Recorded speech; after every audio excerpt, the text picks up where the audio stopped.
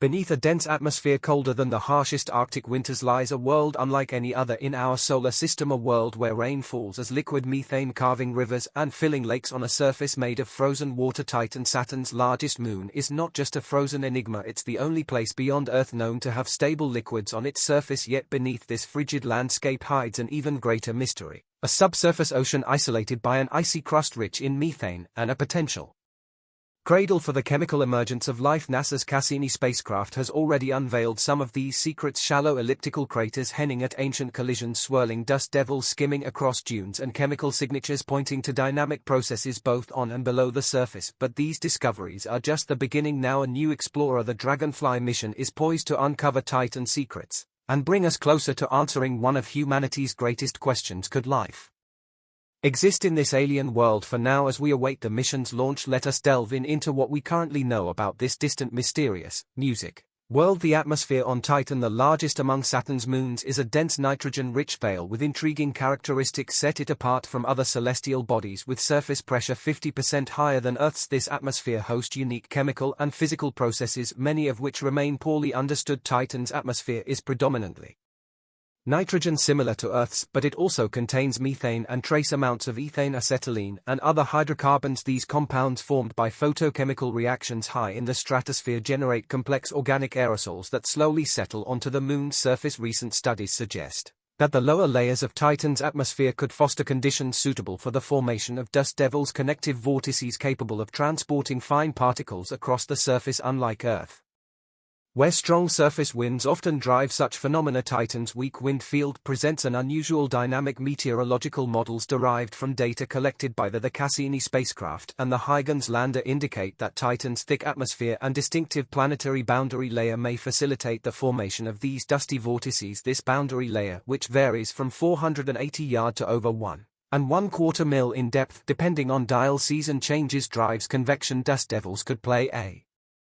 crucial role in Titan's Ullahn process, redistributing organic particles and shaping the evolution of equatorial dunes. Supporting this hypothesis, researchers observed 3 regional dust storms on Titan's equatorial dunes during Cassini's flybys. These storms suggested an active cycle of dust mobilization. If dust devils on Titan operate under principles similar to those on Mars and Earth, their tangential wind speed, estimated at 16 feet per second, or 11 miles per hour, could exceed the threshold needed to lift Titan's fine-grained organic-rich surface. Dust, though direct observations of dust devils remains elusive, the Dragonfly mission, slated to land in 2034, offers a revolutionary opportunity to study these phenomena. Equipped with advanced meteorological sensors and cameras, Dragonfly will measure pressure fluctuations, situations, wind patterns, and dust transport dynamics, shedding light on the role of these enigmatic processes in Titan's methane cycle. Titan's surface features other no less fascinating elements shaped over millennia of cosmic impacts. The surface contains rare and distinctive elliptical craters, which offer significant insights into the moon's dynamic past. Unlike their circular cone parts, these elongated formations result from low-angle impacts where an incoming object grazes the surface rather than striking it head-on. The resulting craters, characterized by stretched axes and orientations, capture snapshots of the conditions and trajectories of colliding bodies. Their presence provides a window into the history of collisions within the Saturnian system, for particularly the interplay between celestial mechanics and Titan surface evolution. Elliptical craters are unevenly distributed across Titan's surface. Their placement and orientation reveal valuable details about past impact dynamics. Studies of other moons in Saturn's system, such as Tias and Dione, show that elliptical craters near the equator tend to align predominantly in an east-west direction. This specific alignment suggests a historical period dominated by planetocentric debris-structured rings of impactors orbiting Saturn and intersecting the equatorial regions of its moon. Similar alignments on Titan hint that it too may have been influenced by such a debris disk. In contrast, at higher latitudes, random crater orientations are more common, likely resulting from sporadic heliocentric impactors, such as comets and asteroids originating beyond the Saturnian system. The dual presence of planetocentric and heliocentric impact populations on Titan indicates a complex and evolving bombardment history. The morphology of elliptical craters provides important information about impact dynamics. These craters are not merely oval depressions but exhibit distinct features reflecting the velocity, angle, and composition of impacting objects on Titan. The dense atmosphere can alter an impactor trajectory, slowing objects as they descend. This atmospheric interaction may explain variations in the depth to diameter ratios of Titan's craters compared to those observed on less atmospheric moons like the aforementioned TS. Additionally, the previously mentioned equatorial east-west orientation mirrors findings from Triton, one of Neptune's moons, where high-latitude craters have been associated with planetary debris sources. Elliptical craters also serve as time markers, helping scientists date planetary surfaces on TS. A higher density of these craters correlates with an older, more static surface, whereas Dione, with fewer elliptical craters, is believed to have undergone more recent resurfacing events for Titan. Analyzing the density and orientation of elliptic craters could clarify whether its surface is geologically younger or older than previously assumed. This data is particularly valuable given Titan's methane cycle, which can erode or obscure ancient surface features over time. Saturn's largest moon, Titan, boasts a hydrological system unlike any other in the solar system. Its polar regions are dominated by vast seas of lakes and liquid hydrocarbons, primarily methane and ethane. These bodies are not static reservoirs but exhibit dynamic properties shaped by seasonal cycles, atmospheric interactions, and surface processes. Studying these hydrocarbon features provides profound insight into Titan's geology and potential habitability. These seas primarily consist of liquid methane, ethane, and dissolved nitrogen. Data from Cassini's bistatic radar experiments reveals subtle latitudinal variations in the composition of these seas. For example, the southernmost sections of Kraken may exhibit higher dielectric permittivity, indicating a greater ethane content compared to northern regions dominated by methane. This gradient reflects precipitation and evaporation patterns consistent with the moon's hydrological cycle. The boundaries between rivers and seas are particularly intriguing. Rivers flowing into Titan seas carry almost pure methane, which then mixes with ethane-rich waters, creating analogues to Earth's estuaries where freshwater rivers meet saltwater seas. Radar reflections from the Moon Sea show their surfaces to be remarkably smooth, with the height of the waves rarely exceeding a few millimeters. However, near shorelines, estuaries, and Bass Straits, wave activity and surface roughness increase slightly, likely due to weak tidal currents. This contrasts sharply with Earth's ocean dynamics, underscoring Titan's unique environmental conditions. Seasonal changes on Titan contribute to the dynamic of its seas. During the Moon's northern summer, increased evaporation and precipitation cycles can alter the composition and volume of these hydrocarbon reservoirs. This interaction between the atmosphere and surface highlights an active climate system fueled by Titan's methane cycle. Titan's dense nitrogen-rich atmosphere plays a crucial role in regulating the temperature and pressure necessary to sustain liquid hydrocarbons on its surface. Methane rainfall replenishes the seas while ethane accumulates over time, creating a chemically stratified effect. Radar observations from Cassini suggest these interactions are more complex than previously thought, with local variations in liquid properties influenced by atmospheric dynamics. But let's move on to even more intriguing discoveries made this autumn. We're talking about Titan's subsurface ocean, which stands out as one of the most compelling locations in the search for extraterrestrial life within our solar system. This hidden ocean lies beneath an insulating CR dust primarily composed of methane clathrates, structures of water ice that trap methane molecules. These ice layers not only protect the ocean from the moon's frigid surface but also create conditions favorable for a warm and potentially habitable environment. The methane-rich icy crust serves a dual purpose. In addition to insulating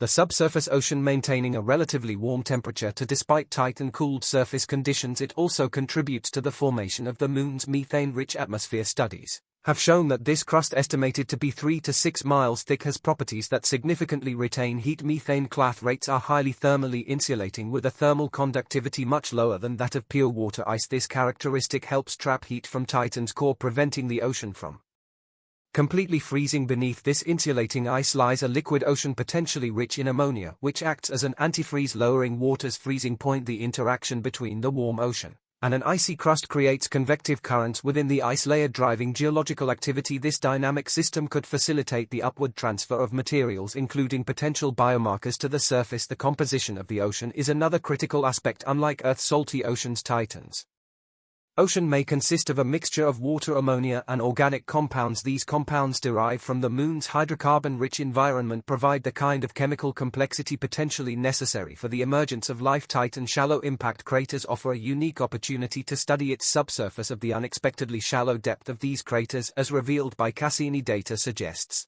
that the crust undergoes rapid relaxation, this phenomenon driven by the thermal and mechanical properties of methane clathrates causes the craters to gradually flatten over geological timescales. Researchers also hypothesized that these craters might serve as conduits facilitating material exchange between the ocean and the surface. The combination of a liquid ocean chemical energy sources and geological activity positions Titan as a prime candidate for astrobiological studies. The presence of organic compounds and potential energy gradients at the boundary between the ocean and the crust could create conditions akin to hydrothermal vents on Earth, which are known to support diverse ecosystems. Although we don't yet have any direct evidence of life on Titan, the upcoming Dragonfly mission promises to revolutionize our understanding of this enigmatic moon. The Dragonfly mission represents a significant milestone in astrobiology, combining advanced robotic exploration with the search for precursors to life on Titan, the moon's unique environment, a world of methane lakes, organic rich dunes in a potential subsurface ocean, offers an unprecedented laboratory for study. The conditions necessary for the emergence of life. On November 25 of this year,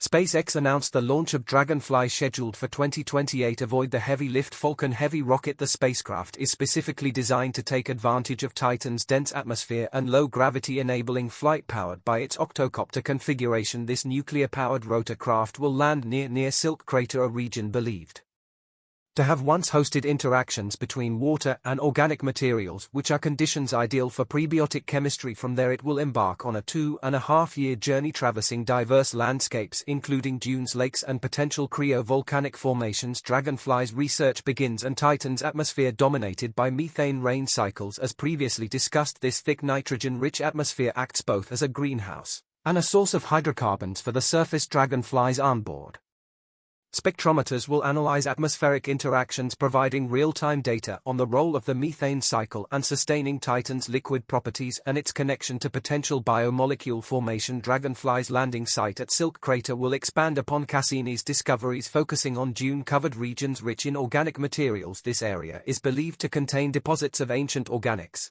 and potentially evidence of interactions between water, ice and hydrocarbons. Dragonfly will also investigate signs of subsurface oceanic activity. Examining Titan's shallow impact craters will help test the hypotheses that a methane clathrate crust insulates a liquid water ocean if this warm ocean interacts with the surface through cryovolcanic processes. While ethane accumulates over time, creating a chemically stratified effect. Radar observations from Cassini suggest these interactions are more complex than previously thought, with local variations in liquid properties influenced by atmospheric dynamics. But let's move on to even more intriguing discoveries made this autumn. We're talking about Titan's subsurface ocean, which stands out as one of the most compelling locations in the search for extraterrestrial life within our solar system. This hidden ocean lies beneath an insulating crust primarily composed of methane clathrate structures of water ice that trap methane molecules. These ice layers not only protect the ocean from the moon's frigid surface but also create conditions favorable for a warm and potentially habitable environment. The methane-rich ice crust serves a dual purpose. In addition to insulating the subsurface ocean, maintaining a relatively warm temperature despite Titan's cold surface conditions, it also contributes to the formation of the moon's methane-rich atmosphere. Studies have shown that this crust, estimated to be 3 to 6 miles thick, has properties that significantly retain heat. Methane clathrates are highly thermally insulating, with a thermal conductivity much lower than that of pure water ice. This characteristic helps trap heat from Titan's core, preventing the ocean from completely freezing. Beneath this insulating ice lies a liquid ocean potentially rich in ammonia, which acts as an antifreeze, lowering water's freezing point. The interaction between the warm ocean and an icy crust creates convective currents within the ice layer, driving geological activity. This dynamic system could facilitate the upward transfer of materials, including potential biomarkers, to the surface. The composition of the ocean is another critical aspect. Unlike Earth's salty oceans, Titan's ocean may consist of a mixture of water, ammonia, and organic compounds. These compounds, derived from the moon's hydrocarbon-rich environment, provide the kind of chemical complexity potentially necessary for the emergence of life. Titan's shallow impact craters offer a unique opportunity to study its subsurface ocean. The unexpectedly shallow depth of these craters, as revealed by Cassini data, suggests that the crust undergoes rapid relaxation. This phenomenon, driven by the thermal and mechanical properties of methane clathrates, causes the craters to gradually flatten over geological timescales. Researchers also hypothesized that these craters might serve as conduits facilitating material exchange between the ocean and the surface. The combination of a liquid ocean chemical energy sources and geological activity positions Titan as a prime candidate for astrobiological studies. The presence of organic compounds and potential energy gradients at the boundary between the ocean and the crust could create conditions akin to hydrothermal vents on Earth which are known to support diverse ecosystems. Although we don't yet have any direct evidence of life on Titan, the upcoming Dragonfly mission promises to revolutionize our understanding of this enigmatic moon. The Dragonfly mission represents a significant milestone in astrobiology, combining advanced robotic exploration with the search for precursors to life on Titan, the moon's unique environment, a world of methane lakes, organic-rich dunes, and a potential subsurface ocean, offers an unprecedented laboratory for studying the conditions necessary for the emergence of life. On November 25 of this year, SpaceX announced the launch of Dragonfly, scheduled for 2028. Avoid the heavy-lift Falcon Heavy rocket. The spacecraft is specifically designed to take advantage of Titan's dense atmosphere and low gravity, enabling flight powered by its octocopter configuration. This nuclear-powered rotorcraft will land near Silk Crater, a region believed to have once hosted interactions between water and organic materials, which are conditions ideal for prebiotic chemistry. From there it will embark on a 2.5-year journey traversing diverse landscapes including dunes, lakes and potential cryovolcanic formations. Dragonfly's research begins in Titan's atmosphere, dominated by methane rain cycles. As previously discussed, this thick nitrogen-rich atmosphere acts both as a greenhouse and a source of hydrocarbons for the surface. Dragonfly onboard spectrometers will analyze atmospheric interactions, providing real-time data on the role of the methane cycle in sustaining Titan's liquid properties and its connection to potential biomolecule formation. Dragonfly's landing site at Silk Crater will expand upon Cassini's discoveries, focusing on dune-covered regions rich in organic materials. This area is believed to contain deposits of ancient organics and potentially evidence of interactions between water, ice and hydrocarbons. Dragonfly will also investigate signs of subsurface oceanic activity. Examining Titan's shallow impact craters will help test the hypothesis that a methane clathrate-rich crust insulates a liquid water ocean. If this warm ocean interacts with the surface through cryovolcanic processes, it could transfer materials, including potential biomarkers, up to the surface. Silk Crater provides an ideal environment for studying Titan's potential prebiotic chemistry. As a relatively young feature, it contains regions where water, ice, and organics could have mixed under the heat generated by the impact. These interactions might